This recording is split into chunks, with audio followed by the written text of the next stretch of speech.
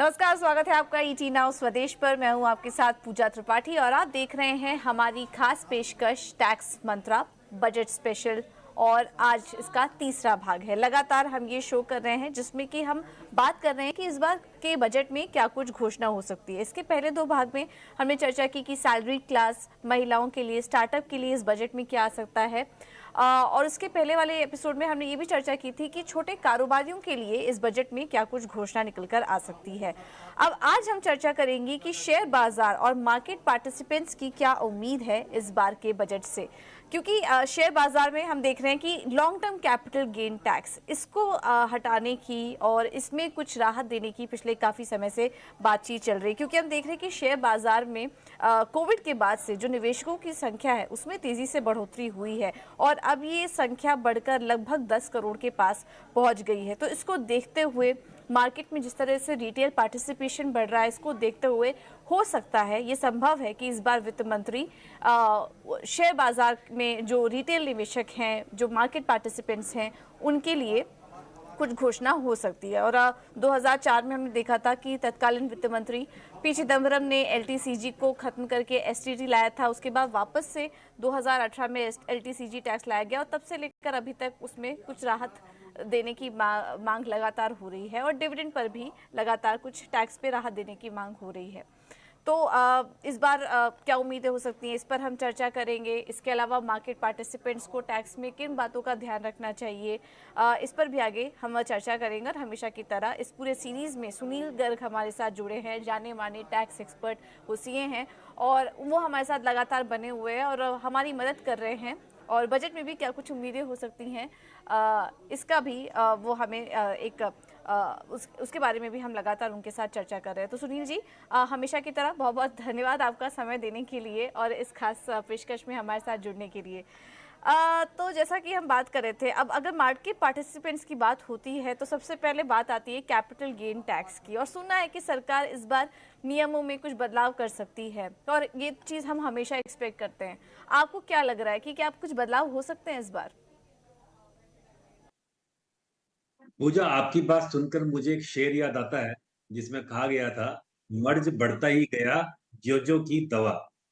तो ऐसा ही कुछ कैपिटल गेन मार्केट के साथ और शेयर मार्केट के साथ हो रहा है। जैसे आपने बताया 2004 में कैपिटल गेन को हटाया गया था, लॉन्ग टर्म कैपिटल गेन को लिस्टेड शेयर के ऊपर से। फिर बाद में अरुण जेटली साहब उसको 2018 में दोबारा लेकर आ गए और कहा था कि अगर आप लिस्टेड इक्विटी शेयर्स या लिस्टेड इक्विटी म्यूचुअल फंड्स को आप बेचते हैं तो आपको केवल 10% टैक्स देना पड़ेगा और 1 लाख रुपए की उसमें आपको छूट मिलेगी हर साल। लेकिन नियमों में इतना कॉम्प्लिकेशंस है, इतना कंफ्यूजन है सरकार के दिमाग में कि हमको समझ में नहीं आता कि सरकार आगे बढ़ रही है या पीछे हट रही है। और आपको जानकर आश्चर्य होगा, सरकार इस बारे में 2-3 साल से प्रयास भी कर रही है। एक कमेटी बनाई गई बकायदा, और पिछले बजट से पहले जो एक्स रेवेन्यू सेक्रेटरी, उनका बयान था कि हम इसमें नियमों में परिवर्तन करने की बहुत सोच रहे हैं कि इसको स्टेबलाइज किया जाए। लेकिन नहीं किया सरकार ने पिछले बजट में। अब आप देखिए, एक बानगी देखिए, कितना कन्फ्यूजन है सरकार को। म्यूचुअल फंड्स में बहुत सारे पार्टिसिपेंट्स हैं और middle class family, salaried employ बहुत पार्टिसिपेट करते हैं। लेकिन अगर आप इक्विटी म्यूचुअल फंड है तो 12 महीने की होल्डिंग है। अगर डेट म्यूचुअल फंड है तो 36 महीने की होल्डिंग है। आदमी समझ ही नहीं पाता कि मैं लॉन्ग टर्म कब हुआ और शॉर्ट टर्म कब होगी। लॉन्ग टर्म कैपिटल गेन अगर इक्विटी पार्टिसिपेशन में है तो 10% है। अगर डेट म्यूचुअल फंड्स में आप ले रहे हैं या ऑफ द मार्केट आपने ट्रांजेक्शन कर दी, लिस्टेड इक्विटी शेयर को भी अगर ऑफ द मार्केट बेच दिया, तो वहां पर आपको कैपिटल गेन 20% की दर से लगेगा। ऐसे लॉस के नियमों को लेके बड़ा है, आपको पता होगा लॉस हार्वेस्टिंग करते हैं लोग, कि आप अगर आपको एक इनकम आ रहा है, लॉन्ग टर्म कैपिटल गेन आ रहा है, तो आप लॉस बुक कर लीजिए और आप उसको हार्वेस्ट कर लीजिए, एडजस्ट कर लीजिए। लेकिन उसमें भी नियमों में बड़ा अजीब सा घालमेल है कि आप लॉन्ग टर्म आपको कैपिटल गेन हुआ, उसके अगेंस्ट में आपको लॉन्ग टर्म कैपिटल लॉस हो या शॉर्ट टर्म हो, वो तो एडजस्ट हो जाएगा। लेकिन अगर शॉर्ट टर्म कैपिटल गेन हो रहा है तो लॉन्ग टर्म एडजस्ट नहीं होगा।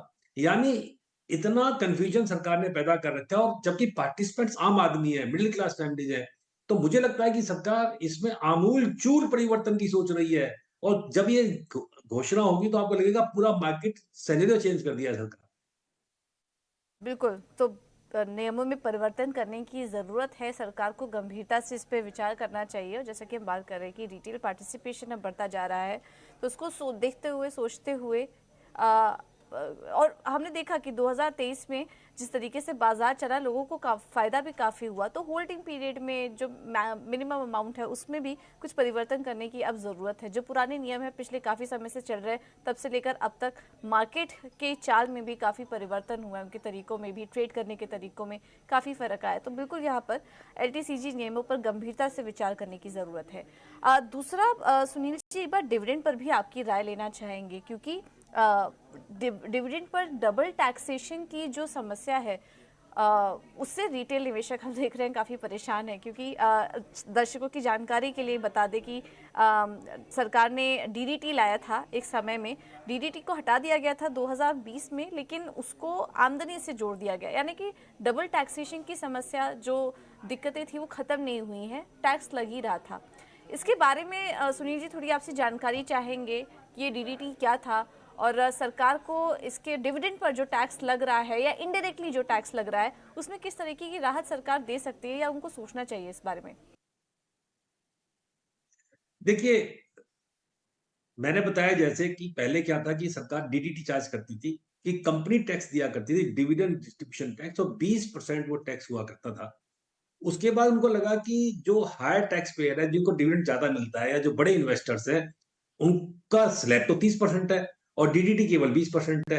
तो सरकार ने एक चतुराई और की थी, एक सेक्शन लेकर आए थे, कहा था कि अगर 10 लाख से ज्यादा आपको डिविडेंड मिलेगा तो DDT के अलावा आपको 10% टैक्स और देना पड़ेगा। लेकिन फिर लगा सरकार को, नहीं नहीं, हमें पुराने सिस्टम पे जाना चाहिए, और फिर कह दिया कि DDT खत्म, अब इन्वेस्टर्स अपने हिसाब से ही टैक्स देगा जिस स्लैब में वो आता है। मेरे हिसाब से राइट पर्सपेक्टिव यही है कि इन्वेस्टर के हाथ में टैक्सेबल किया जाए। पहले सरकार समझती थी कि जी हम इन्वेस्टर्स को, छोटे-छोटे इन्वेस्टर्स हैं और डिविडेंड का अमाउंट बड़ा कम होता है, ₹100, ₹500, ₹5000, ₹2000, तो उनको कैसे इकट्ठा करेंगे? पर क्योंकि अब डिजिटल है, सब कुछ ऑनलाइन है, तो उसमें रिपोर्टिंग बड़ी अच्छी हो रही है, तो कोई दिक्कत नहीं है। हाँ, आप एक काम ये ज़रूर कर सकते हैं कि डिविडेंड में आप एक बेसिक एग्जम्पशंस दे दीजिए। अगर आपको मार्केट में इन्वेस्टमेंट करवाना है और कैपिटल मार्केट बहुत बढ़ रही है, कैपिटल मार्केट बढ़ती है तो इंडस्ट्रियल ग्रोथ भी बढ़ती है, क्योंकि पैसा आता है इंडस्ट्री के पास में। तो सरकार ऐसा कुछ कर सकती है कि उस पर सरचार्ज को, जैसे उन्होंने पिछली बार एक फिर काम किया था कि डिविडेंड पे सरचार्ज मैक्सिमम 15% पे वो कर दिया था कि डिविडेंड की इनकम पर 15% ज्यादा सरचार्ज नहीं होगा, यानी एक रिलीफ देने की कोशिश की थी। मुझे लगता है कि कहने की सरकार एक बात, जैसे capital, long term capital gain में आपने 1 लाख की एग्जम्पशन दे रखी है कि 1 लाख तक कोई टैक्स नहीं लगेगा, ऐसे डिविडेंड के ऊपर भी कोई नियम आ सकता है जहां पर एक बेसिक एग्जम्पशन दे दी जाएगी, 50,000, 25,000, 40,000 तक की डिविडेंड पे कोई टैक्स नहीं होगा, बाकी स्लैब रेट पे टैक्स हो जाएगा। वही मॉडल सिस्टम है, वही होना चाहिए। क्योंकि हम देखते हैं कि काफ़ी सारे रिटेल इन्वेस्टर्स हैं जो कि किसी कंपनी के साथ इसलिए भी जुड़े हुए हैं क्योंकि वो डिविडेंड काफ़ी अच्छा देती हैं, लेकिन इससे जुड़ा जो टैक्स के नियम है वो थोड़े जटिल हैं, उनको सिंप्लीफाई करने की ज़रूरत है और वहाँ पर भी थोड़ी राहत देने की ज़रूरत है सरकार को। सुनील जी, लिस्टेड और अनलिस्टेड शेयर्स में भी रिटेल पार्टिसिपेशन है, क्या फ़र्क है दोनों में? क्या दोनों के टैक्स नियम भी अलग अलग हैं या एक ही जैसे हैं? बिल्कुल, साउथ और नॉर्थ का फ़र्क है। अगर आप अनलिस्टेड की बात करेंगे और लिस्टेड की बात करेंगे, तो पहली बात तो समझिए, लिस्टेड इक्विटी शेयर्स में आपको, क्योंकि वहाँ पर आप सिक्योरिटी ट्रांज़ैक्शन टैक्स देते हैं, तो वहाँ पर नियम बड़ा सरल है, 12 महीने का होल्डिंग पीरियड है। 12 महीने के तुरंत बाद वो लॉन्ग टर्म कैपिटल गेन हो जाता है। लेकिन एक बात और याद रखना है आपको, कि उसमें आपको इंडेक्सेशन का बेनिफिट नहीं मिलता है। टैक्स 10%, 1 लाख की छूट। लेकिन अनलिस्टेड में फिर सरकार कंफ्यूज हो गई। कभी टाइम में उसको 12 महीने किया था होल्डिंग पीरियड को, उससे पहले 36 महीने था, बाद में उसको 24 महीने कर दिया। यानी आप देखिए पूरी जर्नी को। अब नियम ये है कि 24 महीने में उसको आप लॉन्ग टर्म मान लेते हैं, और लेकिन टैक्स की दर 20% है अनलिस्टेड में। पर जिस हिसाब से स्टार्टअप आ रहे हैं, जिस हिसाब से इन्वेस्टमेंट आ रही है, और जनरली स्टार्टअप जो होते हैं वो प्राइवेटली अनलिस्टेड शेयर्स होते हैं, मुझे लगता है कि उसको भी लिस्टेड के एट पार लाने की जरूरत है। उसको भी लिस्टेड के एट पार ले आइए। 10% का नियम, 12% की होल्डिंग, क्योंकि जितने भी एमएसएमई यूनिट्स हैं या जितने छोटे इन्वेस्टर्स हैं, वो वहीं पर पैसा लगा रहे हैं, और वो एमएसएमई सेक्टर की ग्रोथ में बड़ा पार्टिसिपेट करते हैं। तो लिस्टेड और अनलिस्टेड का जो ये डिफरेंस है, इसको खत्म करना चाहिए, क्योंकि आज पूरा सिंप्लीफिकेशन की जरूरत है। लॉज को जितना आप कॉम्प्लिकेट करेंगे, उतनी गलतियां भी होती हैं, और फिर सरकार पेनल्टी, इंटरेस्ट, ब्याज सब कुछ चार्ज करती है। सिंप्लीफाई कर देंगे, आसान हो जाएगा, कंप्लायंसेस बढ़ जाएंगी। ज़रूरत है। यहाँ पर लिस्टेड अनलिस्टेड शेयर्स में थोड़ा जो फ़र्क है वो ख़त्म कर देना चाहिए और यहाँ पर लॉ को थोड़ा और सिंप्लीफाई करने की ज़रूरत है दोनों ही शेयर्स के लिए। मेनली होल्डिंग पीरियड्स में जो है उसमें हम थोड़ा बदलाव कर सकते हैं, ये सुझाव है। अब बात करते हैं बोनस शेयर्स की और इसके ज़रिए भी हम देखते हैं कि निवेशकों को फ़ायदा होता है, कुछ गेन भी होते हैं। ये भी समझना चाहेंगे बोनस शेयर को लेकर टैक्स के नियम क्या है, किस तरीके का कैपिटल गेन टैक्स उस पर लगता है और उसमें इस बार के बजट में क्या कुछ घोषणा आप एक्सपेक्ट कर रहे हैं? देखिए, बोनस शेयर्स कंपनियां देती हैं आपको फ्री ऑफ कॉस्ट, यानी आपकी एग्जिस्टिंग शेयर होल्डिंग के बेस पर आपको बोनस शेयर दिया जाता है। लोगों को कंफ्यूजन होता है, क्योंकि आपको पता होगा जैसे आपको बोनस आता है तो बोनस के बाद में आपका प्राइस जो है लिस्टेड का प्राइस कम हो जाता है, क्योंकि आपको एक के बदले एक शेयर मिल गया तो कम हो जाएगा। लेकिन जब आप बोनस शेयर को बेचते हैं तो ये ध्यान रखने वाली बात है कि उस पर पूरा कैपिटल गेन टैक्स आपको देना पड़ता है और उसकी जो कॉस्ट ऑफ एक्विजिशन वो निल ही मानी जाती है। तो इसलिए जब आप अपना शेयर बेचें तो हिसाब से बेचिए कि आप बोनस बेच रहे हैं, बोनस शेयर बेच रहे हैं या दूसरे शेयर बेच रहे हैं। तो आप प्लानिंग कर लीजिए कि मुझे किस तरह से कैपिटल गेन को बुक करना है, वो आप प्लानिंग कर सकते हैं। तो बोनस शेयर पर फिर हमने चर्चा की कि जो भी जितने भी अमाउंट पर टैक्स बनता है वहाँ पर नियम कुछ आसान करने की ज़रूरत है। ये कुछ घोषणा बोनस टैक्स से जुड़ी हो सकती है, क्योंकि हम देखते हैं कि बोनस शेयर में भी पार्टिसिपेट करके काफ़ी सारे शेयर होल्डर्स को फ़ायदा होता है और उसमें क्या कुछ टैक्स के नियम हैं और किस तरीके से सरकार राहत दे सकती है इस बार के बजट में, ये हमने समझने की कोशिश की है। अब बात करते हैं बाईबैक पर और कंपनी बाईबैक क्या होता है। कंपनी कभी कभी अपने शेयर्स वापस खुद ही खरीद लेती है, जिसको कि बाईबैक कहा जाता है और जो प्राइस है वो मौजूदा भाव से थोड़ा ज़्यादा के भाव पर ये बाईबैक अनाउंस होता है। अब इस पर भी टैक्स के कुछ नियम हैं, इस पर भी long term capital gain tax या short term capital gain tax इस पर भी लगता है। तो सुनील जी, बाईबैक जो शेयर है, शेयर बाईबैक के जो नियम है वो हम आपसे समझने की कोशिश करेंगे और साथ ही किस तरह की राहत यहाँ पर सरकार दे सकती है। देखिए, बाईबैक में फिर वही एक नया कन्फ्यूजन सरकार ने कर रखा है। पहले अनलिस्टेड शेयर्स में बाईबैक अलाउड था। बजट 2019 का जब आया नई सरकार के बाद में, तो लिस्टेड शेयर्स को भी उन्होंने इंक्लूड कर लिया उसपे और कह रहे थे कि बाईबैक पे शेयर होल्डर को कोई टैक्स नहीं देना होता। पहली बात तो ना लॉन्ग टर्म ना शॉर्ट टर्म, बिल्कुल टैक्स फ्री इनकम होती है बाईबैक से जो आपको आती है। यानी अगर आपने 50 रुपए में शेयर लिया था और कंपनी ने आपको 80 रुपए में बाईबैक किया, तो 30 रुपए पर कंपनी टैक्स देती है 20% की दर से। इन्वेस्टर्स के हाथ में वो इनकम फ्री होती है, टैक्स फ्री होती है, उसमें कोई टैक्स नहीं लगता है। हाँ, कंपनी उस पर टैक्स दे देती है। तो जब हम बात कर रहे थे बोनस की, तो मैं क्या कहता हूँ सरकार से कि आप बाईबैक और बोनस शेयर्स के नियमों को एक साथ कर दीजिए कि जस्ट बोनस पे भी कैपिटल गेन को हटा दीजिए, उसको बाईबैक की तरह ट्रीट करना शुरू कर दीजिए। कम से कम इन्वेस्टर को बेनिफिट हो जाएगा, उसको कंप्रेहेंसिव के झगड़ों से मुक्ति मिल जाएगी। ठीक है, तो ये है बायबैक से जुड़े नियम और वाकई बायबैक में भी हम देखते हैं कि कंपनियों को भी टैक्स जमा कराना पड़ता है और फिर बाद में आय से जुड़ा होता है तो हमें भी टैक्स वहाँ पर देना होता है। तो ये कुछ नियम हैं, थोड़े नियम कॉम्प्लिकेटेड हैं यहाँ पर। अगर हम स्टॉक मार्केट पार्टिसिपेंट्स की बात करें तो उनके लिए थोड़े नियम कॉम्प्लिकेटेड हैं। तो बात सामने यही निकल कर आ रही है कि यहाँ पर थोड़ी सिंप्लीफिकेशन की ज़रूरत है, इतना कॉम्प्लिकेटेड ना की जाए चीज़ों को। होल्डिंग पीरियड और मिनिमम अमाउंट जो है उसमें भी थोड़ा राहत देने की ज़रूरत है इस वक्त सरकार को। अब बात करते हैं म्यूचुअल फंड्स की। सुनील जी, म्यूचुअल फंड एक ऐसा इंस्ट्रूमेंट है, एक ऐसा एसेट क्लासेस है कि जिनको मार्केट में डायरेक्टली पार्टिसिपेट नहीं करना होता उनके लिए म्यूचुअल फंड बहुत ही अच्छा इंस्ट्रूमेंट है और हम देख रहे हैं कि म्यूचुअल फंड्स में काफ़ी ज़्यादा रिटेल पार्टिसिपेशन देखने को मिल रहा है। इनके बारे में कुछ बताइए, अलग अलग म्यूचुअल फंड्स की कैटेगरी में किस तरह के कैपिटल गेन टैक्स के नियम हैं?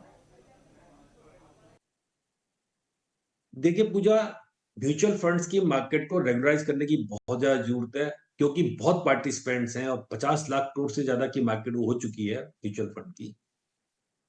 दो तरह की म्यूचुअल फंड्स हैं, एक डेट डेट म्यूचुअल फंड्स, एक इक्विटी म्यूचुअल फंड्स। यानी जो म्यूचुअल फंड्स इक्विटी पे पैसा लगाते हैं 65% वो कहते हैं इक्विटी ओरिएंटेड म्यूचुअल फंड, और जो डेट पे पैसा लगाते हैं वो कहते हैं डेट ओरिएंटेड म्यूचुअल फंड। दोनों ही लिस्टेड होते हैं, लेकिन नियमों में बहुत फर्क है। अगर आप इक्विटी ओरिएंटेड म्यूचुअल फंड हैं तो आपको पता होगा कि 1 लाख रुपए तक की तो इनकम पे कोई टैक्स नहीं।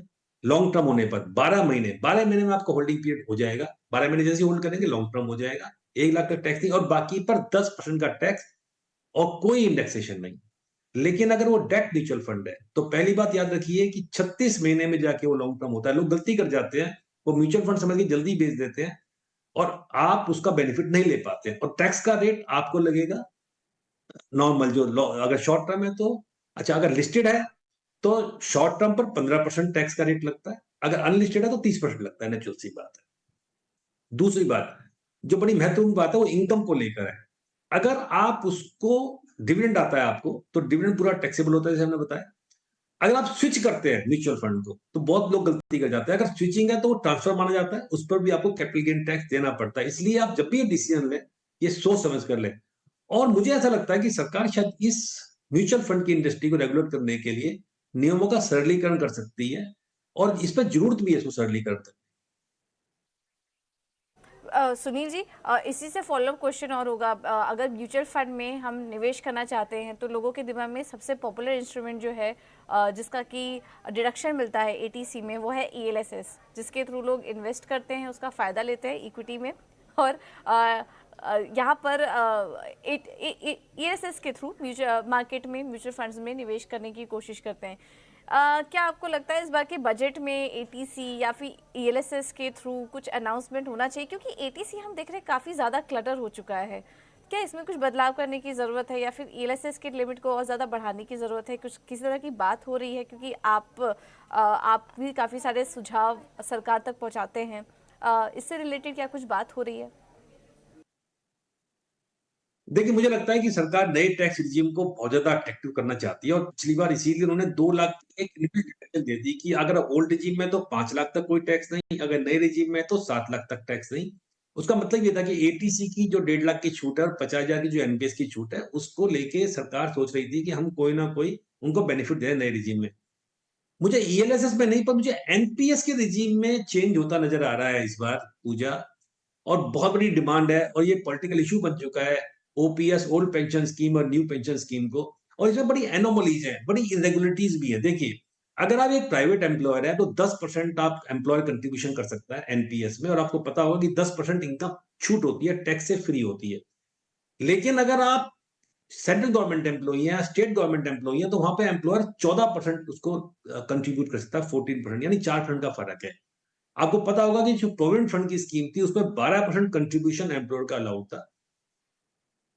एक तो बात यह है कि मुझे ऐसा लगता है कि एनपीएस को पीएफ को के एट पार शायद सरकार ले आए कि प्राइवेट एम्प्लॉइज में भी उसको कंट्रीब्यूशन को 10 से बढ़ाकर 14% कर दिया जाए, टैक्स फ्री इनकम को। एक बात तो।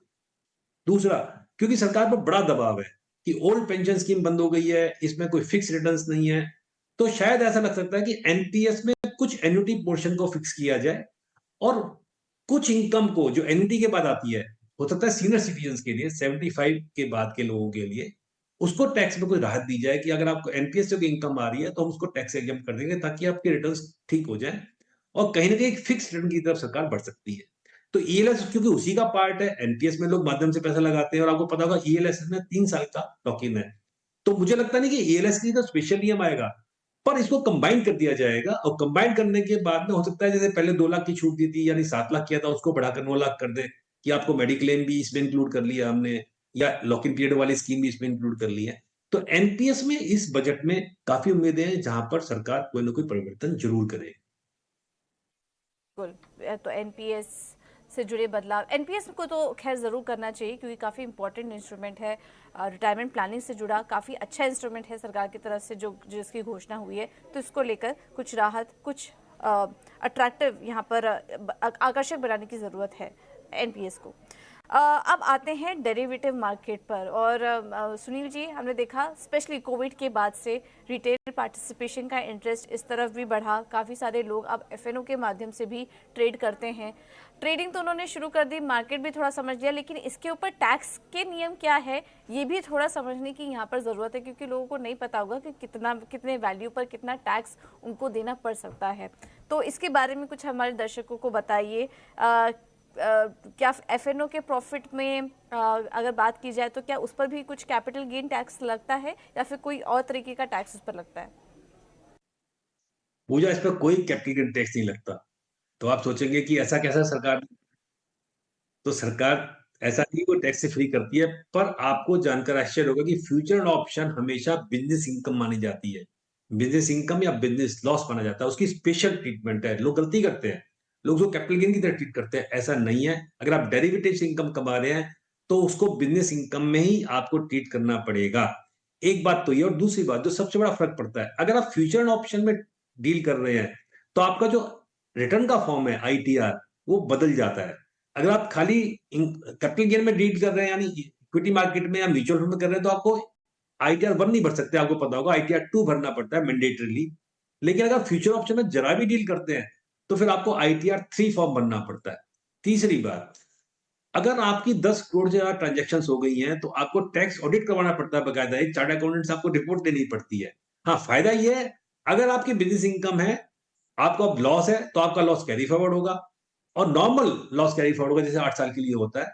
बिजनेस इनकम आपकी मानी जाएगी, आपके एक्सपेंडिचर उसमें अलाउड होते हैं, और आपको कैपिटल गेन टैक्स नहीं देना होता, पर आप बिजनेस प्रॉफिट पे टैक्स देना पड़ता है। ये नॉर्मल 30% का रेट है, वो आपको देना पड़ता है। इसमें कोई डिडक्शन नहीं है, कोई छूट नहीं है। जैसे कैपिटल गेन में रिड्यूस रेट है 10% का, 15% का, 20% का, वहां पर ऐसा नहीं है, आपको स्लैब रेट पे टैक्स देना। हम्म। अच्छा, अब इसकी बॉन्ड्स और डिबेंचर्स के बारे में भी कुछ बताइए, क्योंकि वहाँ पर भी लोग काफ़ी निवेश करते हैं बॉन्ड्स के ज़रिए, डिबेंचर्स के ज़रिए। टैक्स के नियम क्या हैं, और क्या बॉन्ड और डिबेंचर्स के भी नियम कुछ अलग अलग हैं? हाँ बिल्कुल, देखिए अगर आपके लिस्टेड बॉन्ड्स हैं तो उनको लिस्टेड सिक्योरिटी माना गया है उसमें, जैसे लिस्टेड सिक्योरिटी को ट्रीट करते हैं, लेकिन उसका होल्डिंग पीरियड वही 3 साल है, उसमें 12 महीने का नहीं होता है बॉन्ड्स में और डिबेंचर्स में। आपको अगर डिबेंचर से कोई इंटरेस्ट इनकम आ रही है या बॉन्ड से कोई इंटरेस्ट इनकम आ रही है, तो प्लीज अंडरस्टैंड कि उस पर कैपिटल गेन नहीं, उस पर आपको इंटरेस्ट इनकम पे टैक्स देना होता है। जैसे नॉर्मल ब्याज की इनकम आती है, वैसे आपको टैक्स देना पड़ता है। जब आप लिस्टेड बॉन्ड्स को ट्रेड करते हैं, जब आप उनको बेचते हैं, तो उस पर लॉन्ग टर्म या शॉर्ट टर्म कैपिटल गेन आपको देना होता है। सबसे महत्वपूर्ण बात होती है होल्डिंग पीरियड, यानी 36 मंथ का, 3 इयर्स का होल्डिंग पीरियड है। अगर आपने एक दिन पहले ही बेच दिया तो वो शॉर्ट टर्म हो जाता है। और आपको एक बात और पता होगी कि लॉन्ग टर्म इक्विटी शेयर्स बेचने या बॉन्ड्स बेचने पे आपको 54F की छूट मिल जाती है इन्वेस्टमेंट की। हाउस में इन्वेस्टमेंट करेंगे तो आपको छूट मिल जाती है। ऑफ कोर्स पिछली बार सरकार ने उसको एक क्लब किया था कि 10 करोड़ से ज्यादा हम आपको छूट नहीं देंगे। लोग करते क्या थे कि बड़ी हैवी ट्रांजेक्शन की शेयर्स में, बड़े पैसा कमाया और उसको उठा के बंगलास खरीद लिया करते थे, सरकार की ऐसी रिपोर्ट थी। तो 10 करोड़ को उसको क्लिप कर दिया था कि 10 करोड़ से फालतू हम 54F नहीं देंगे। पर ये ध्यान रखने वाली बात है कि वो केवल लॉन्ग टर्म कैपिटल गेन की री इन्वेस्टमेंट में मिलता है। अगर आप बॉन्ड्स के बदले बॉन्ड्स ले रहे हैं, बहुत सारे लोग समझते हैं कि बॉन्ड्स के बदले बॉन्ड्स ले लें, या बॉन्ड्स के बदले डिवेंचर के बदले डिवेंचर ले लें, तो और लॉन्ग टर्म के बदले तो क्या हमको छूट मिलेगी? नहीं मिलती है। अच्छा, चलिए, ये तो बात हुई बॉन्ड की। और ये अभी आपने बताया भी कि शेयर या डिबेंचर को बेचकर लोग कभी कभी पैसा वही उसी शेयर या डिबेंचर में ही इन्वेस्ट कर देते हैं। तो क्या ऐसे में कैपिटल गेन टैक्स पर कोई छूट मिलती है? नहीं मिलती। आपको 54 पे छूट जब भी मिलेगी जब आपको इन हाउस में, आपको रेजिडेंशियल हाउस में इन्वेस्ट करना है। लोगों को कंफ्यूजन क्यों होता है? एक सेक्शन है 54EC, उसमें ये कहा गया था कि अगर आपको कोई कैपिटल गेन होता है तो आप बॉन्ड्स परचेज कर लीजिए 5 साल के लॉकिंग पीरियड वाले, तो आपको छूट मिल जाएगी लॉन्ग टर्म कैपिटल गेन से। लेकिन वो नियम में परिवर्तन हो चुका है, अब केवल लैंड बिल्डिंग की छूट मिलती है। अगर आपने कोई प्रॉपर्टी बेची है, लैंड बिल्डिंग बेची है, तो आप बॉन्ड्स ले सकते हैं। बॉन्ड्स के बदले बॉन्ड्स लेंगे तो आपको छूट नहीं मिलेगी। ओके, और एक आखिरी सवाल यहाँ पर सुनील जी, क्योंकि ये सवाल काफ़ी सारे दर्शकों के मन में रहता है कि मान लीजिए ये तो हम बार बार गेन की बात कर रहे हैं, लेकिन शेयर बाज़ार में नुकसान भी होता है। तो अगर मान लीजिए नुकसान हो गया, तो क्या उसके थ्रू भी कुछ राहत मिल सकती है? हाँ, मिल सकती है, और लोग तो प्लान भी करते हैं। लोग तो प्लान भी करते हैं कि अगर आपको मान लीजिए लॉन्ग टर्म कैपिटल गेन हो रहा है किसी शेयर में 31 मार्च से पहले, तो और दूसरे शेयर्स में आपको लॉस है, बुक लॉस है, आपने उसको रियलाइज़ नहीं किया तो उसको बेच दीजिए। और जैसे हमने शुरू में कहा था कि अगर आपको लॉन्ग टर्म कैपिटल लॉस है या शॉर्ट टर्म कैपिटल लॉस है, और लॉन्ग टर्म कैपिटल गेन के अगेंस्ट आपको दोनों एडजस्ट कर सकते हैं। तो लोग ये भी प्लान करते हैं, अपने कैपिटल गेन हुआ तो जो जो जिन शेयर्स में आपको लॉस नज़र आ रहा है उनको बेच दीजिए, तो आप टैक्स से आपको बच गया। उसको रीइन्वेस्ट कर लीजिए, तो आपकी कॉस्ट ऑफ एक्विजिशन कम हो जाएगी। या बहुत सारे लोग लॉस को कैरी फॉरवर्ड भी करते हैं, यानी आपको अगर लॉस हो गया तो आपको पता होगा आप लॉस को कैरी फॉरवर्ड कर सकते हैं नॉर्मल। आप अगले सालों में जब आपको इनकम होगी तो आप उसमें से उसको एडजस्ट कर लीजिए। लेकिन आपको ये ध्यान रखना है, जैसे मैंने शुरू में बताया था, लॉन्ग टर्म कैपिटल लॉस हो या शॉर्ट टर्म कैपिटल लॉस हो, उसको तो लॉन्ग टर्म कैपिटल गेन से एडजस्ट कर सकते हैं। लेकिन अगर लॉन्ग टर्म कैपिटल लॉस हो तो शॉर्ट टर्म कैपिटल गेन से एडजस्ट नहीं होता है। बस इस बात का ध्यान रखना, बाकी कोई दिक्कत ओके, तो देखिए अगर लॉस हो जाए तो आप उसको प्लान भी कर सकते हैं, और अगर कुछ मुनाफा हुआ हो तो उसके सामने आप सेट ऑफ भी ले सकते हैं, जिसकी की अवधि जो है वो फिलहाल 8 साल तक की है। लेकिन सरकार से ये उम्मीद होगी कि इस बार के बजट में वो इससे रिलेटेड भी कुछ घोषणा बजट में ज़रूर करें।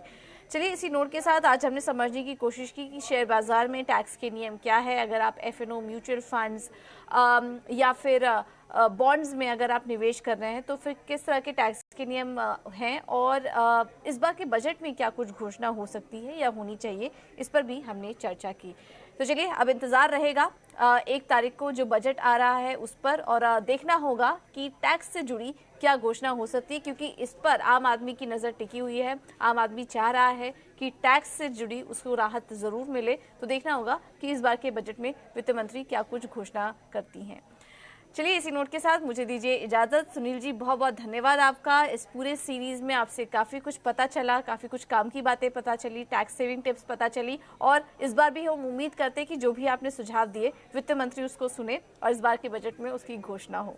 तब तक के लिए मुझे दीजिए इजाज़त, और आप बने रहिए ET Now स्वदेश के साथ। नमस्कार।